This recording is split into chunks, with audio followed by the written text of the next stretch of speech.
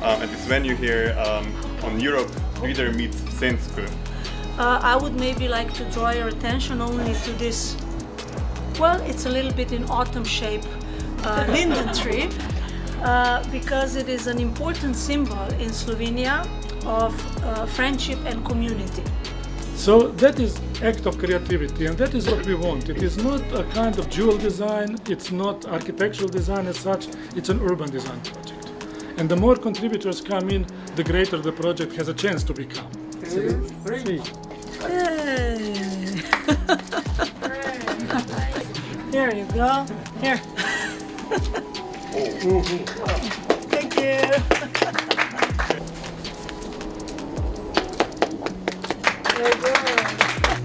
Sentsuku is a place that makes use of vacant houses and has been built together with landlord and the people of Sentsuku.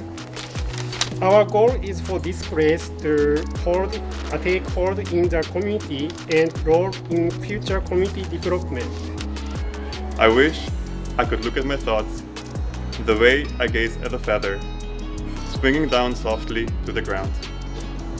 Thank you everyone and happy reading. Thank you.